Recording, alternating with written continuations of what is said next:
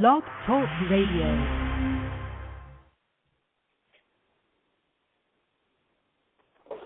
Welcome to MindShifters Radio with Dr. Michael Ryce, the Forgiveness Doctor. My name is David Hayes, and I'll be co-hosting the show today with Michael and Jeanie. And first of all, we'd like to thank Carol Guy for making this possible. We started this MindShifters program back in January, and it's been fabulous for us to be able to do, and we hope that you're enjoying the show. If you'd like to make a comment or ask a question, please call in at 646-200-4169, or you can go to our website and click on the show itself and go into the chat room to ask us any questions or any comments that you might have. And checking in, Jeanie, are you there? Michael, are you there? Well, at the moment, it doesn't appear that anyone is on there, with the exception of me. And again, my name is David Hayes. I am out at Heartland. I'm the coordinator for Heartland Center, Michael Ryce's training and teaching center here in the Ozarks.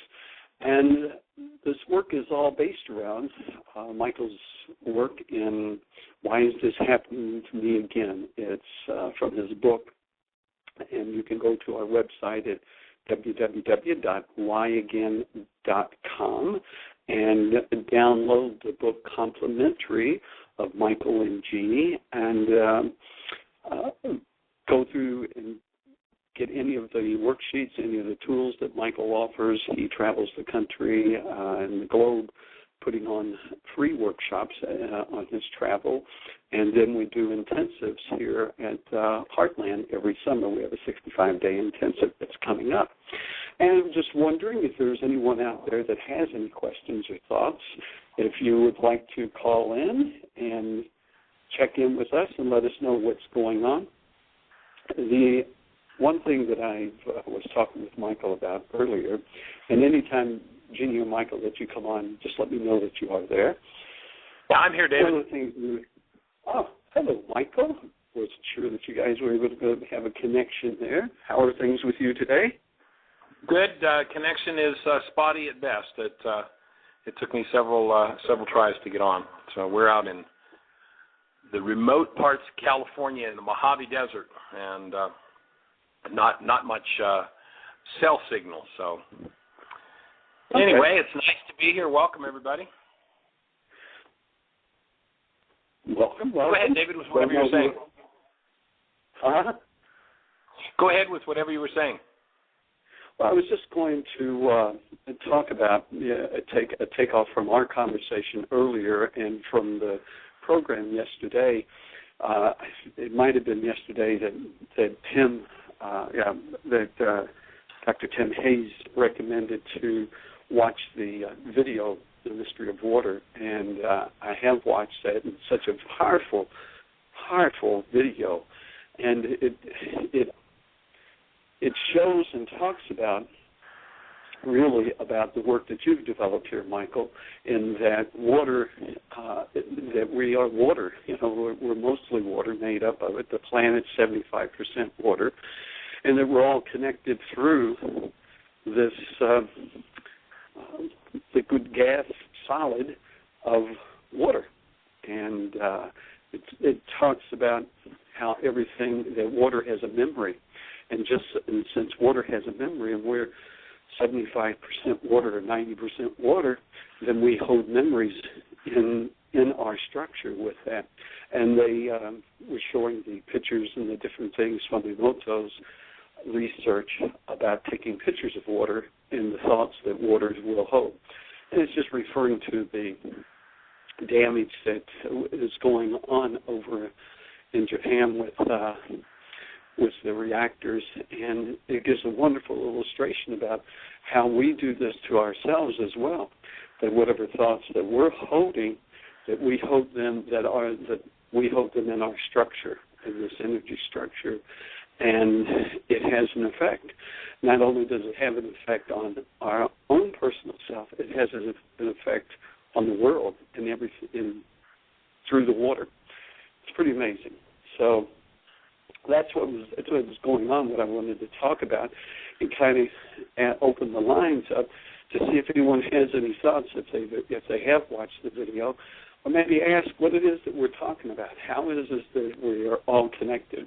And what you talk about, Michael, about Einstein said, if we think that we're separate, we're so mistaken with it. We're all connected in so many ways. So that's what's going on with me. Do you have some comments on that? Yeah, one of the things that, with Einstein's quote, if you think you're separate or separated from the rest of humanity, you're living in an optical delusion, and our mind shows us all kinds of crazy things. And, of course, the ultimate connectedness of we humans, aside from water, is the fact that there's only one of us, that we are individuated cells in a body of love, and if we become separated from that body of love, we may strive to get back to it. We may say to somebody, tell me how to do that. What do I need to do? But we're not human doings. We're human beings. And you can't just follow a list of behaviors or say the right words and find the experience of your human life. You find your human life in the experience of your human life. And one of the strivings of our cultures, our earthly cultures at this point, seems to be to take away or to destroy human life, to remove the experience of love, which is exactly what we come in with as children, and replace it with hostilities, fears, power, control, all the games of the world. And so our work here with the MindShifters Radio and with Heartland and Why Is This Happening to Me Again is to get us back to the point where we are restored to the direct experience of human life. It is human nature to be love, and we've made the mistake of trying to force those who have no experience in memory of a human life to love. And, of course, what do? We do whatever's in our dissociated minds. And as you recognize that, then the work of returning to a human life is to empty the mind, especially the dissociated mind, of its fear, its rage, its hatred, its vengeances, the traumas it creates, and come back to a direct experience of being love. Think about holding that newborn child, and I'd offer that that's what each of us is designed to live from that experience. And the work of removing what does not belong in our structure becomes key to that process. So if one is not experiencing their lives as love, then they try to love. Big mistake, because trying to love leaves us with a false definition. Karl Marx says, you want to destroy a culture, change the meaning of its words. And the word love describes the essence of the human being. It does not describe something the human being does. And behavior is born either of the content of the mind, or it is born of our essence. Those who are functioning from the content of their mind, trying to be loving, will copy someone's behavior or make up a behavior and think that's love. But without the actual original experience of love, without returning to that experience.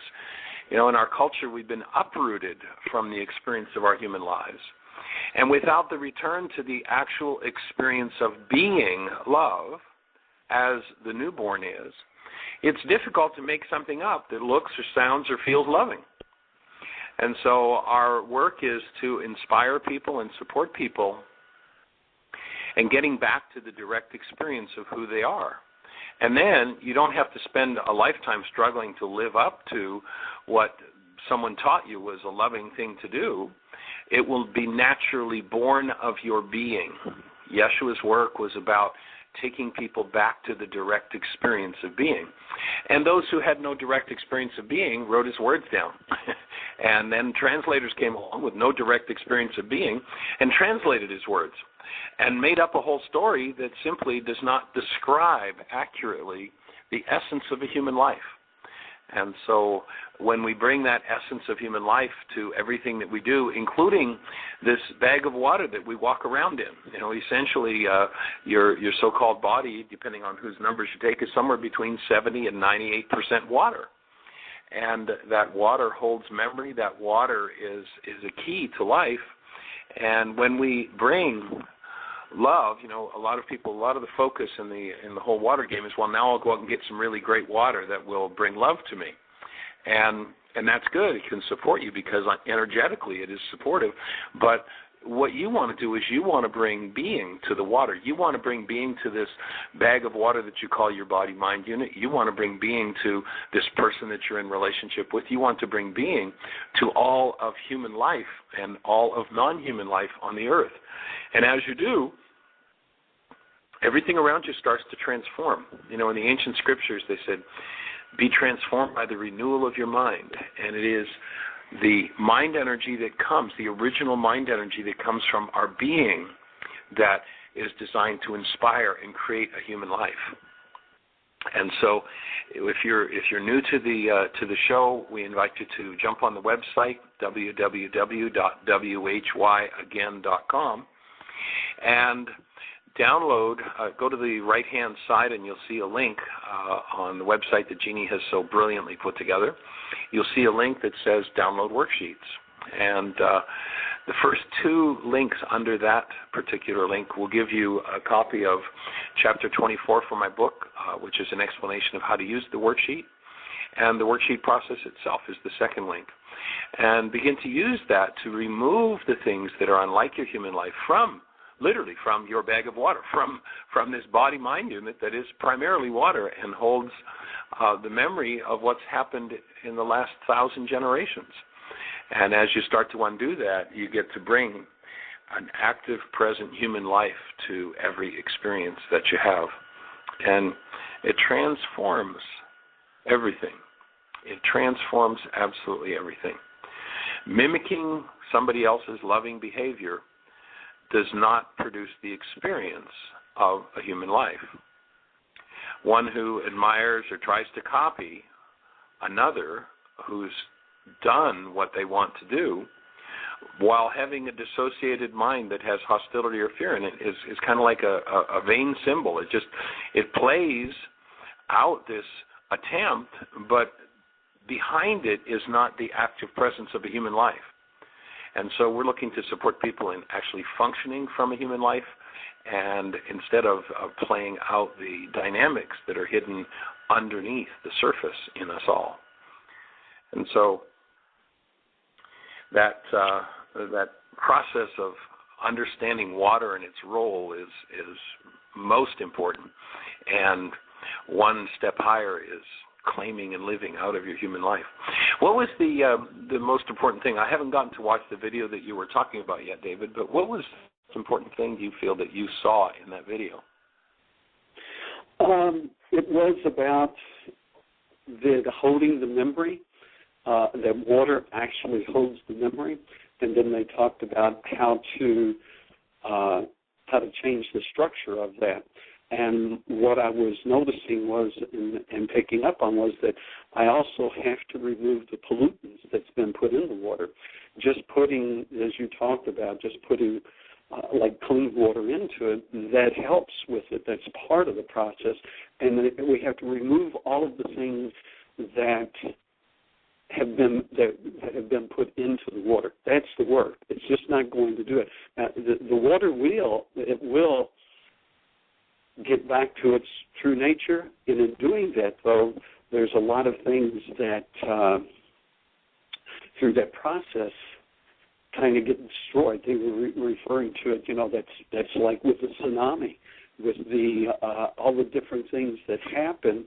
It's because of the structure that that's being held in the water and the way that it's being treated, and which is the same thing as how I see my body and how I see however it is that I treat anything. Then there's an effect. There's the effect of what's going on with it. So I thought that was really, really powerful.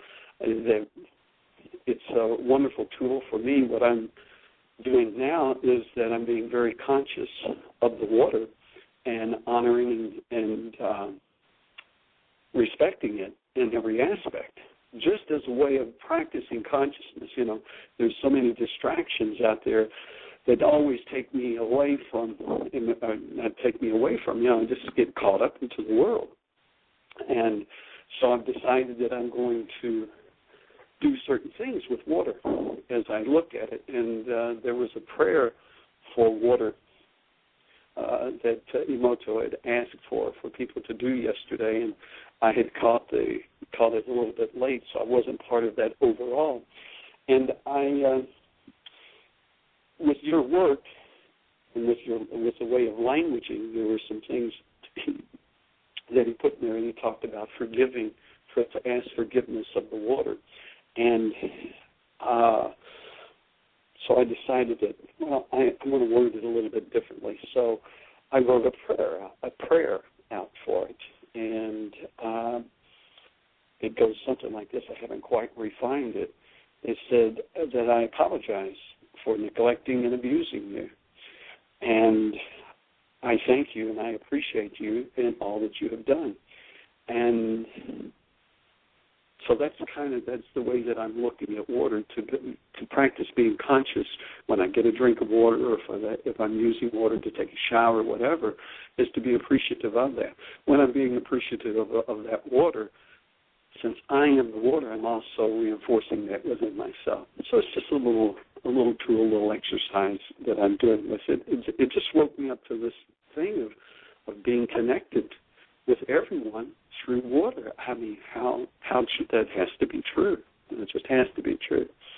So some wonderful work that's being done, and I think to take advantage of the situation right now, this is, to me, is like one of those wake-up calls. If a person were to have some pain that's going on in their body, and they go and they ask someone about it, and they say, hey, listen, you've got this going on in your body that, and you need to do something about it. Now, I'm going to refer to cancer as an example, that if someone gets that message, well, then usually it wakes them up to the fact that, I need to be doing something different. And that's what I'm using this event now with with what's going on in order to start healing it within me. I think that there's the intention is good, that people, to get together in this prayer, and I only wish that they had this information about the true meaning of forgiveness, to let go of the pollutants that have been put in there, so that then I get to experience who it is that I truly am. So that's in essence, it's a wake-up call for me. And it's like, wow, you know what? Pay attention, David. Pay attention to what's going on. Be conscious. So that's what it was with me. Fabulous. Well, Jeanie, do we have any comments in the chat room or any questions? No?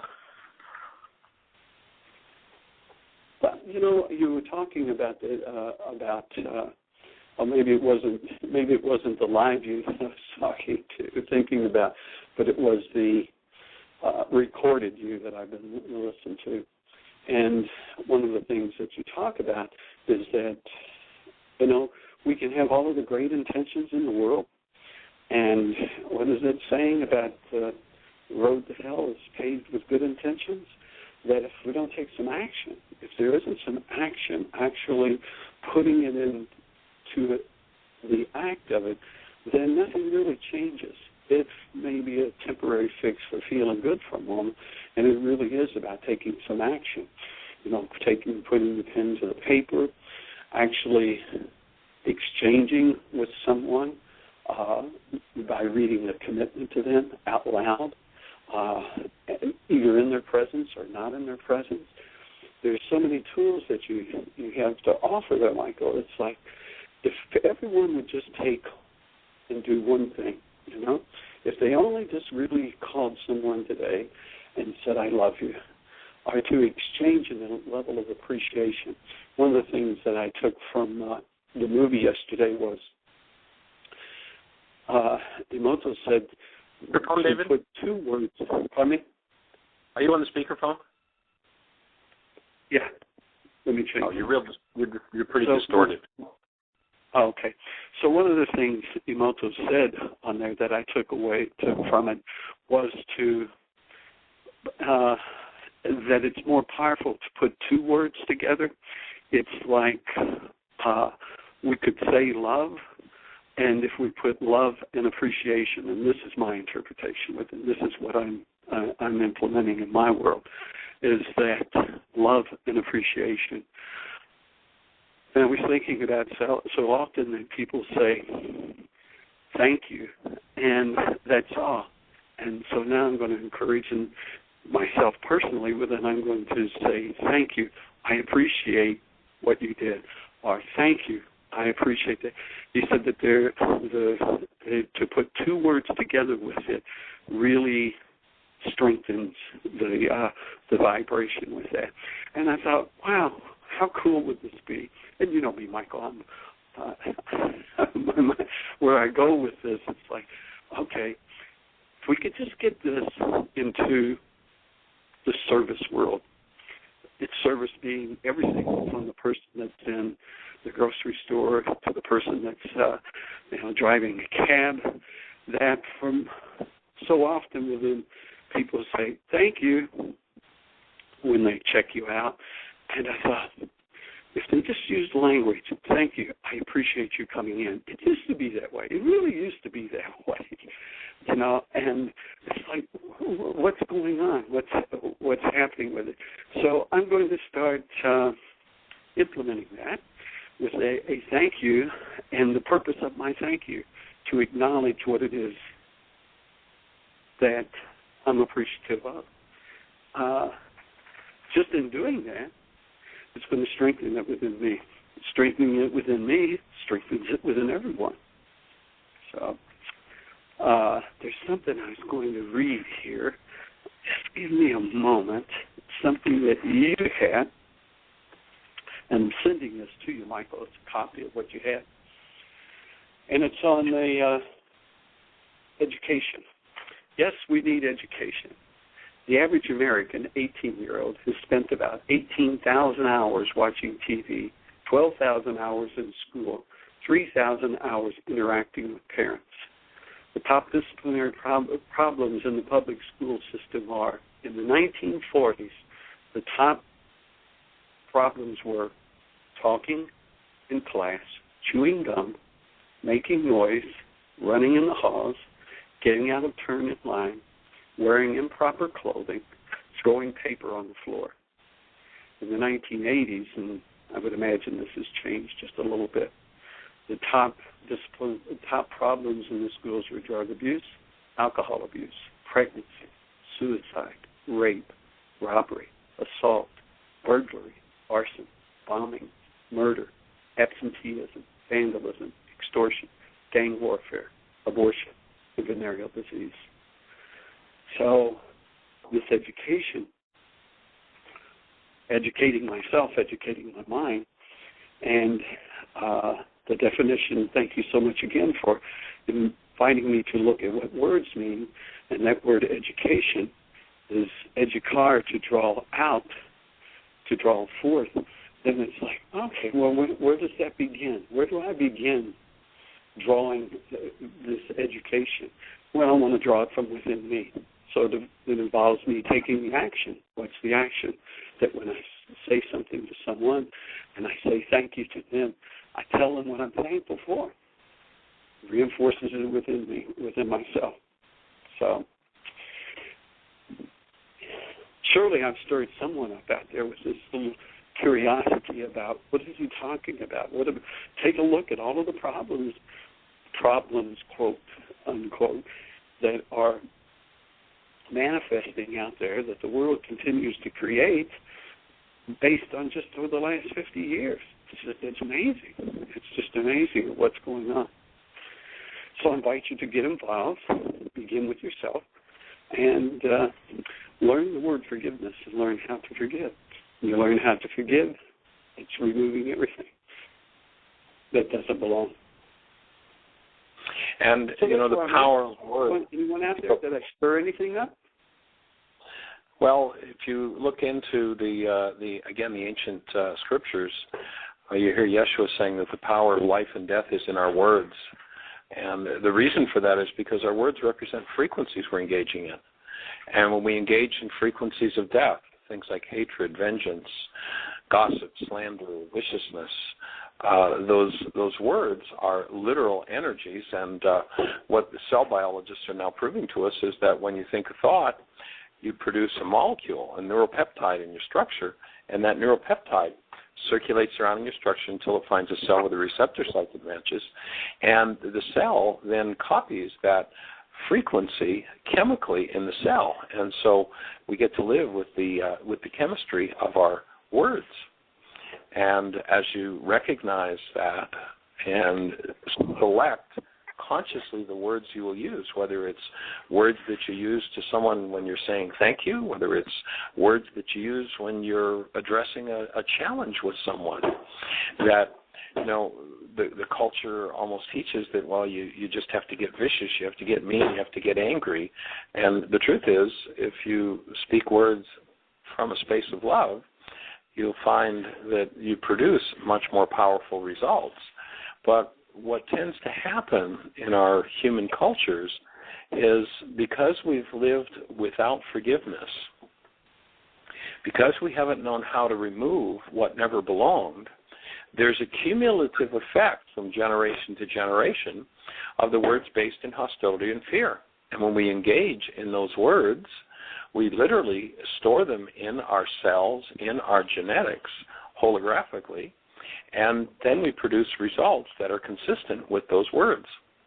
And until we wake up to who we are and start to shift our words into something more conscious, something more connected to love, the tendency will be for those frequencies to govern us and to accumulate from generation to generation. So when we see the previous generation, you know, dressing down a child who is love, with words of threat, with words of fear, with words that, you know, instill or at least attempt to instill pain in order to control, then that becomes a cumulative effect. And when we wake up to the cumulative effect of that and recognize that we can produce more powerful results out of words that are keyed to love than we'll ever produce out of words keyed to hostility and fear, then we can start to produce different results in our family systems and set up a cumulative effect of words,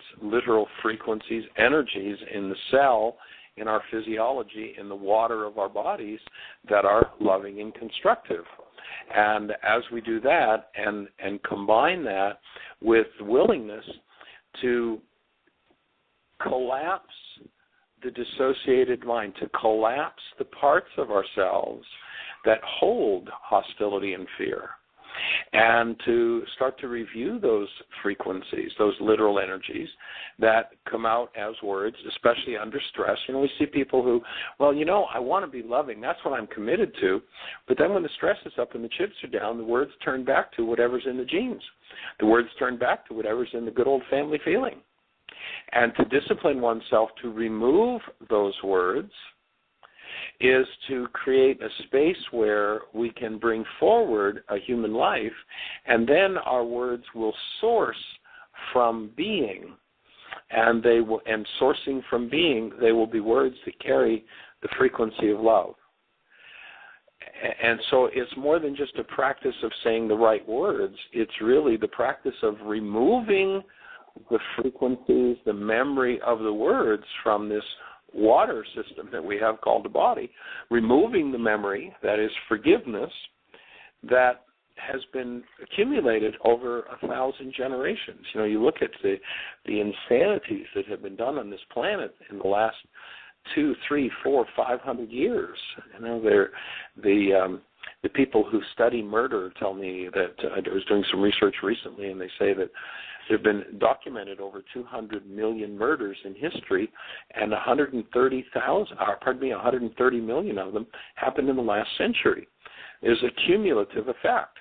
And now we're at the point in our cultures where, you know, sending people off to kill other people, it's just become second nature to the non-human mind. And so what we're working to address and what we're inviting, and of course it's not a work for everybody. It's not a wimp's work. It takes a lot of courage to uncover and to look at what's gone on inside of us in our generations and in our own lives, perhaps before we started to wake up, and to do the work that's required, and the forgiveness process is the key to that, to remove those frequencies based in hostility or fear and replace them with frequencies that come from being. Not replace them with the right words, but replace them from frequencies, energies that are based in our being, which is love. And as we bring those forward, and more, fortunately, from more places on the planet, there are people coming forward saying things, similar things, and moving in that direction. And so when we hit critical mass, the ancient teachings of Yeshua, he says a little leavening leavens the whole loaf. He wasn't talking about bread. He was talking about humanity. And fortunately, it's just going to take a few who choose to come forward. And in the circumstances where yesterday the good old family feeling, the family system would have been some form of put down, some form of sarcasm, some form of rage, some form of criticism, slander, gossip, things based in those frequencies, non-human. To face those things and remove them is an awesome responsibility and an awesome possibility. And if anyone has any thoughts or questions about the forgiveness process or anything we're talking about, we'd love to hear from you. The call-in number is 646-200-4169.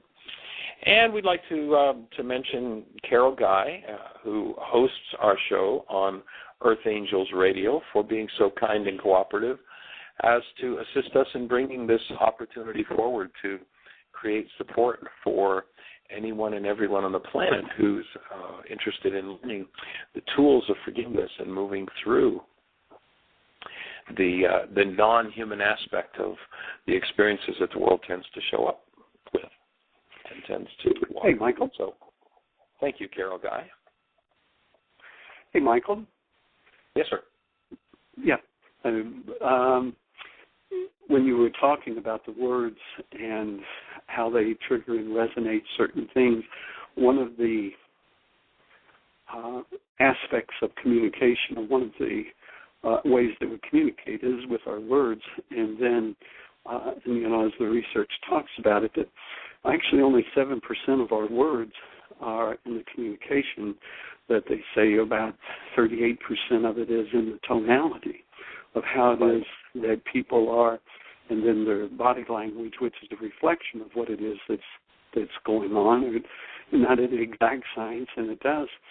And so I invite folks to also take a look at the tone in which that they use words, where they're coming from, and shift with that. Just the idea of saying a word and the energy that's put on it is what's going to resonate even more.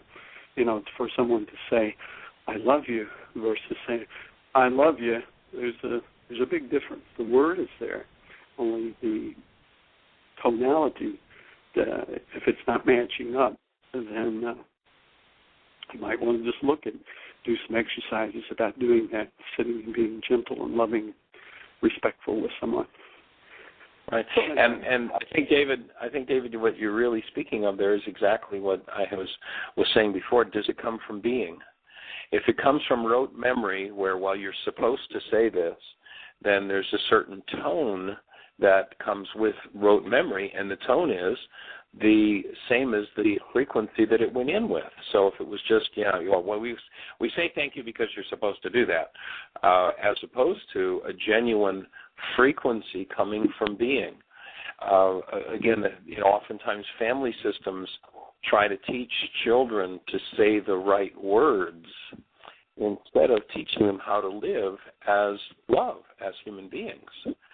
And mainly, I think, because the tools for doing that have been pretty much disappeared from the planet. And what we're working to do is to reestablish those tools and bring them forward into the world, to bring them forward in a way that that restores human life so that when we speak from being. We're actually present in our being and bring forward our tonality, the language of our bodies, the structure and the way we hold ourselves, that it actually comes from that space of connectedness and love. Oh, yeah, I like that. Thank you very much for reminding me of that, because it's really, the senses pick these things up automatically from people, and it's absorbed. It's kind of like it resonates something that's in me. When I hear something from someone, it's usually the tone versus the word. The words can certainly play a part in it, and it's more on the tone. And again, what I hear you saying is that if that tone resonates something that's within me, then it's something for me that I need to remove. It's the tone of that. And coming from the space of love, then it will resonate that as well. I was watching yet another documentary, and it was in reference to something that Lennon said, that he was listening to Beethoven, which symphony was it? It was one of his symphonies, and he made the statement that he had to stop listening to it, otherwise he would not be able to complete his revolution. It's like, oh, wow. Just listening to that vibratory energy from that space would change everything. Would change him, that he would not be able to continue to have the revolt that he had in him. Thought that was pretty interesting. Tapping into the frequency of being. And that's what the geniuses in the arts do, is coming from that space of connectedness and being. They create frequency patterns, whether it's with an instrument or whether it's with the voice, whether it's with a paintbrush, that they create frequencies that touch people. And I hadn't heard that before about Lennon, that he couldn't do the viciousness that he did had he kept listening to Beethoven. That's pretty powerful. Yeah, well, actually what it was a movie that I was watching, and it was from Germany, and it was about the East and West Berlin right before the wall came down, and it was showing how they were living a very, very powerful movie in showing of what it is that to get people to follow and do what it is that they wanted to do in East and West Berlin, in the East Berlin, and the people wanting to get to the West, and how that they had this community that they would not allow certain things to come in, and they controlled people. Wonderful movie, and they had their quote writers and their directors of plays and their paintings and all those things, and those things were also controlled, and that's where this statement came from. Was from that he said that that one of the creative people, he knew, wow, if you play this. Because he had played this music in there, and he had made that statement that Lennon had said that. I thought, wow, how incredible is that? So they outlawed the music. They wouldn't allow that music in East Berlin. No one could play it. There's an interesting film called Swing Kids, where these kids were in music, and Hitler, basically destroyed it, wouldn't allow it, because everything, in order to get people to function as non-humans, non-human life has to control, and so that's definitely one of the keys. Jeanie, you've got 480. You're on the line. Give us a name and where are you calling from? Hello. Hello. Okay, great. Yes, This is Dominica. I'm calling from Chicago, Illinois. Hi, Dominica. How are you? Hey, I'm doing good.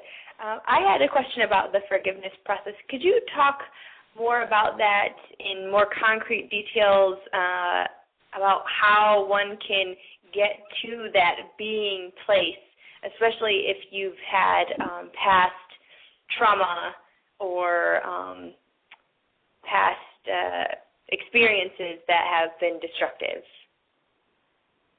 Right.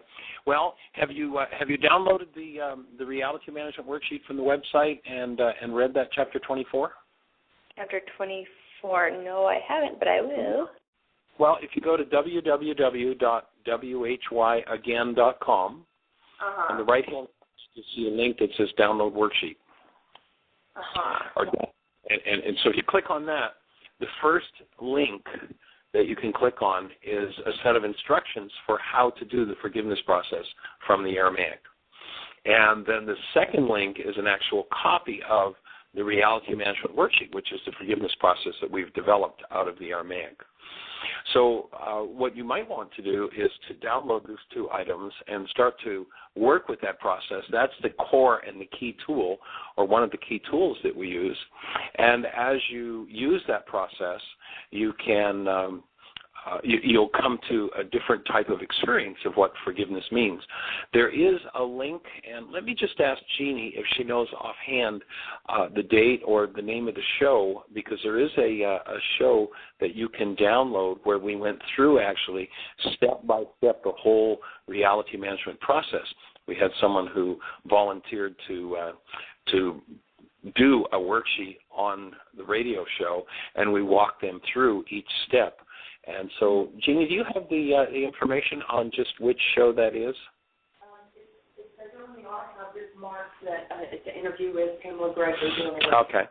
So Jeanie says if you go into the archives on www.whyagain.com,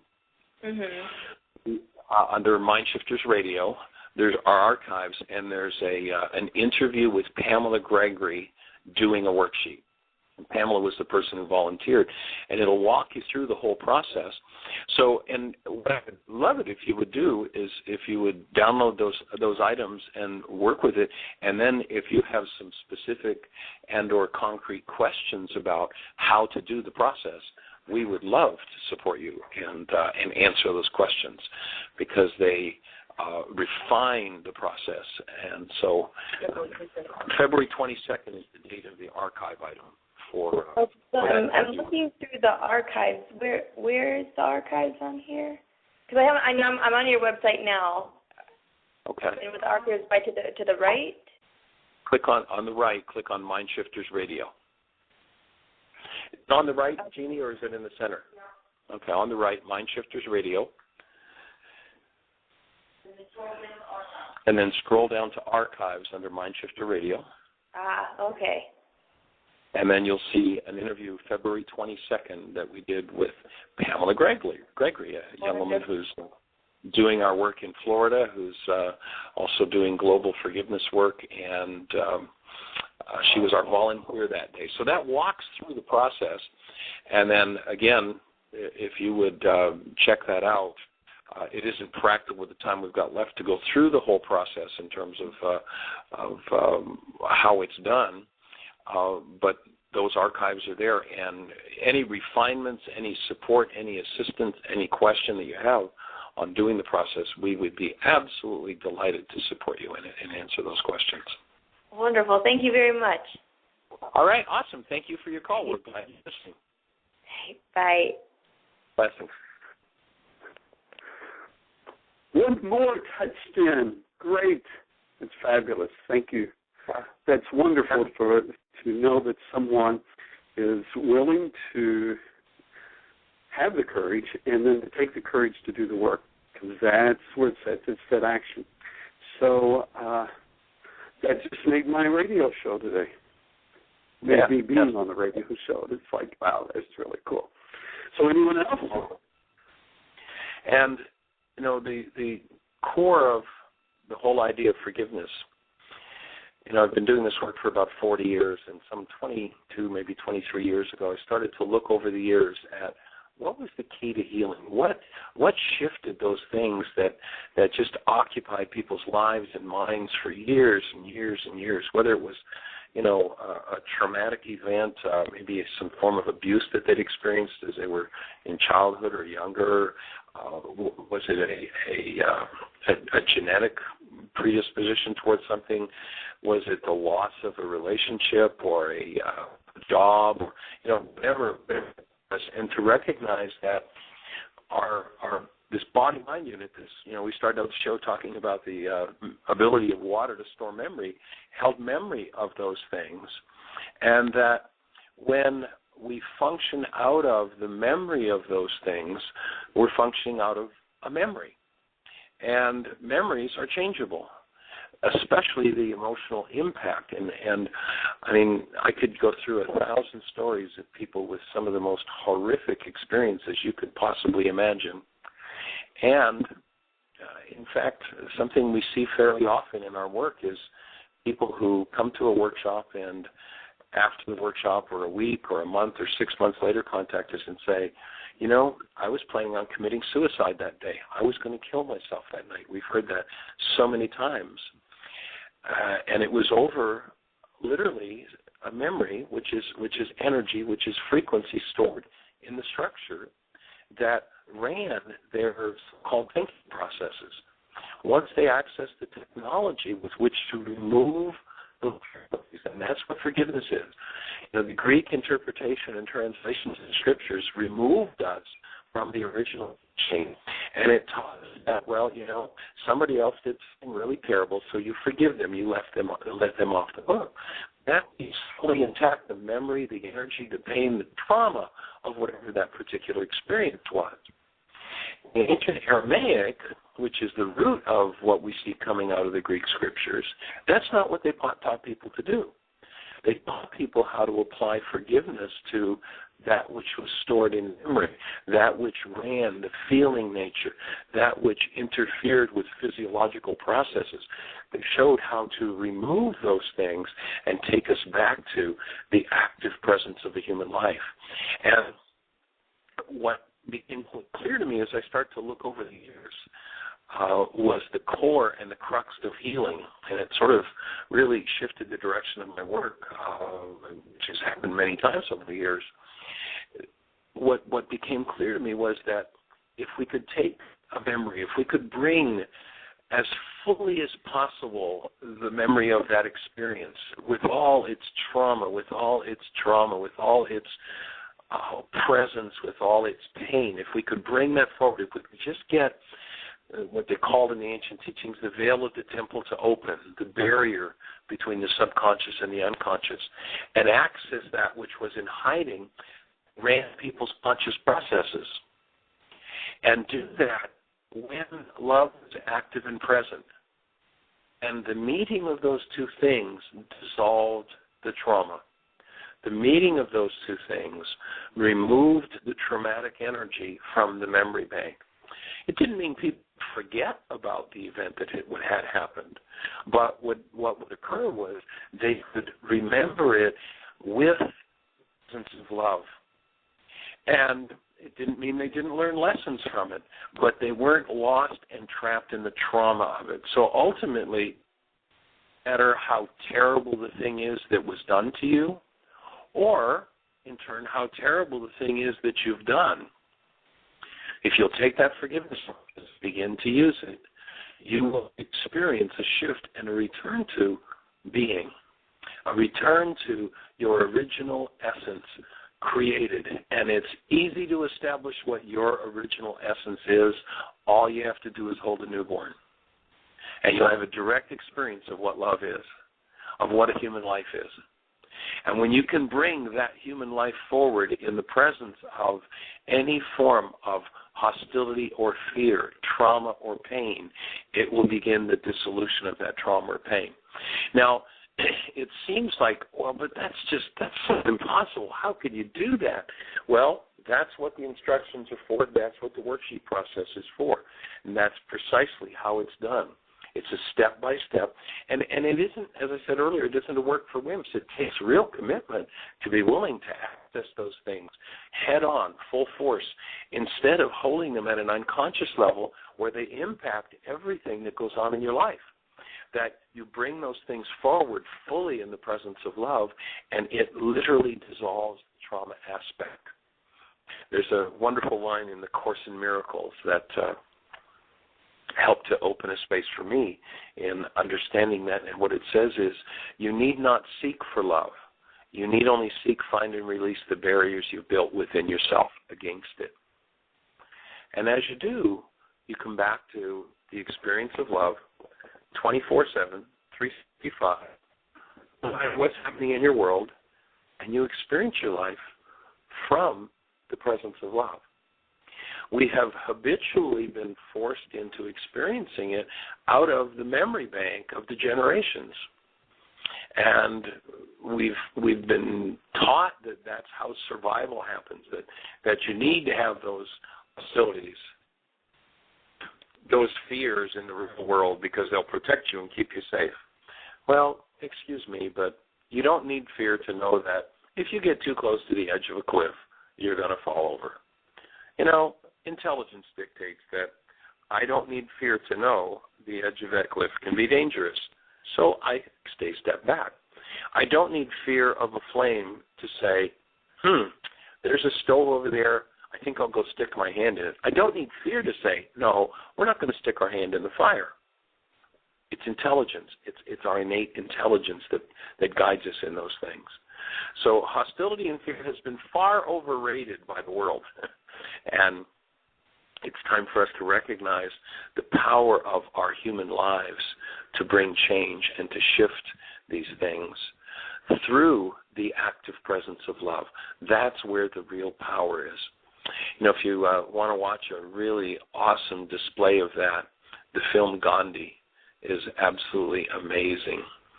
And you watch how Gandhi confronts some of his own hostilities and fears and does some of his own work until he gets to the point where he can function with everyone, including his archenemy, as the active presence of love. When he approaches Colonel Smut, who was the representative of the British Empire that was responsible for slaughtering who knows how many Indians in India, and responsible for such atrocities.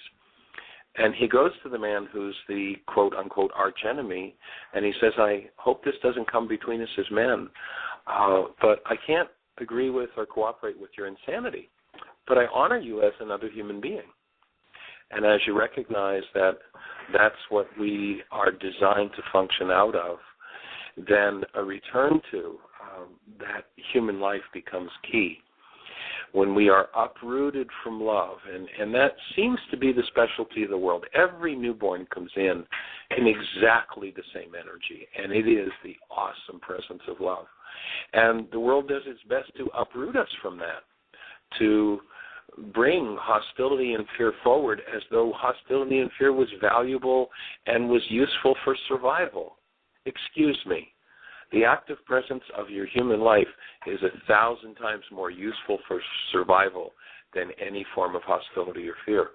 Because we live in an energetic world, and any form of hostility or fear, though, if an attacker comes to you and you use rage, you may be able to, repel them and, gee, I scared them off, but I just set up a literal energy that's going to pull somebody else in to do the same stuff with me. And as I recognize that, and choose to bring a different energy into my life and into my world, I draw literally different things into my sphere. I resonate energetically a different kind of life than the life of hostility and fear that the world seems to think is so valuable. It is not valuable. It is total and complete self-destruction. Jeanie, do we have any comments in the chat room or any questions? Well, what we're chatting about right now. Yeah, come on. What we've been chatting about right now is the craziness of the world and everything, and all the global disasters and civil wars. And so then what you were talking about the newborns being the awesome presence of love, and that's who we are. And I had typed in, when you were talking about Gandhi, I typed in, that Gandhi had said that we had to be the change that we wanted to see in the world. And one of the comments that came back, which I haven't gotten around to commenting to, so maybe you'll want to talk about it, we only have about 5 minutes, was that he said that first we have to be able to see the change that we want to be. And so I was going to comment on about how all the feelings and experiences are there to awaken us to say, hey, you know, whether we're going in the right direction or we need to shift directions. And it's there to remind us of who we want to be. And it's just that sometimes we don't look with their eyes and hear with their ears. And right. Yeah. Great thoughts. Hand up. Oh, we've got a hand up. We've got somebody calling in from area code 954. Tell us your name and where you're calling from. Hello, 954. Are you with us? Oh, I guess, I don't know what's happened. 954, you're on the air. Share a name with us. Okay, it's not coming through. Okay, well, we're down to 4 minutes. Perhaps if whoever called in from 954 would hang up and recall, we'll see if we can get you through and on the air before we complete the show. And yes, that's one of the reasons, you know, to the comment that says we need to be able to see it. That's one of the reasons why I suggest that film Gandhi, because it's so awesome to watch this man who has to deal with some of his own hostilities and fears, and how he develops and how he matures into one who simply is the space of love no matter what happens. And where people propose things like violence and viciousness to bring about change, he absolutely says, no, we're not going to go there. A couple of other powerful visuals on that. Get a copy of the movie Invictus and watch how Nelson Mandela, who spent 20 years horribly abused in a prison, simply because he was black and wanted to speak up in South Africa, when he is elected as prime minister of the country, many people in his party wanted to do vengeance. And this film is a very powerful portrayal of his commitment to nonviolence, a la Gandhi, that he watched. He saw Gandhi, and that was one of the places that he came from, was having watched Gandhi do what he did. And instead of, you know, the symbol in that particular movie, the symbol of apartheid in South Africa was Ryce. And so those in his party had experienced a lot of abuse, wanted to destroy, you know, let's just throw away the rugby team. And so wanted to get rid of the rugby team, and Nelson Mandela says, no, we're going to support them. We're going to bring love into this situation. And, you know, he transformed the way that country operated. And each of us has the power to do that. Another wonderful film for doing that is Brother, Sun, Sister, Moon. And you watch this young man who's brought up in a wealthy family, and his life is about going off to war and being a hero, and that's how they hold him up. That's what they offer him to the world as. And he has the experience of the insanity of war and the experience of a human life in that context. And in so doing, he starts to wake up to, no, we're about something different. And he brings forward the active presence of love in a way that is so powerful. So there are at least 3 examples of places we can go. And caller 954, are you there? Oh, okay. So Jeanie is suggesting that we might want to mention another worksheet that you might want to scroll down the list when you go to www.whyagain.com. On the right-hand side, download worksheets. Scroll down the list and look at the purpose worksheet. It's pretty much self-explanatory, and it taps us back into our purpose. You know, if I put it in the context of what I was explaining about Brother, Sun, Sister, Moon, St. Francis of Assisi, that he was bred and to be a warrior and a businessman based in greed and accumulating things. And he wakes up, goes beyond that. Say again, David? 1 minute. Okay. As he wakes up and goes beyond that he becomes the symbol of something different in his community and brings forward a whole different dynamic into the world. And each of us has the power to do that.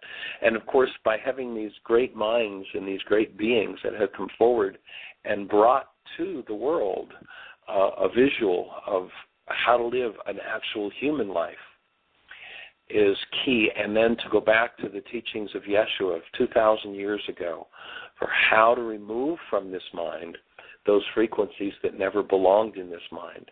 And as we wake up to our true humanness and claim a human life, what an awesome privilege it is to be able to do that.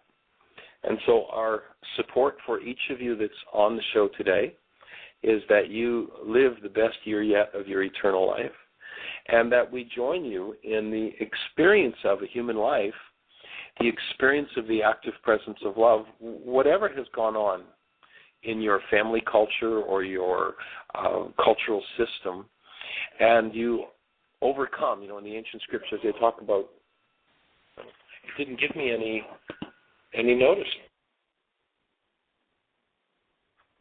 Huh? You there?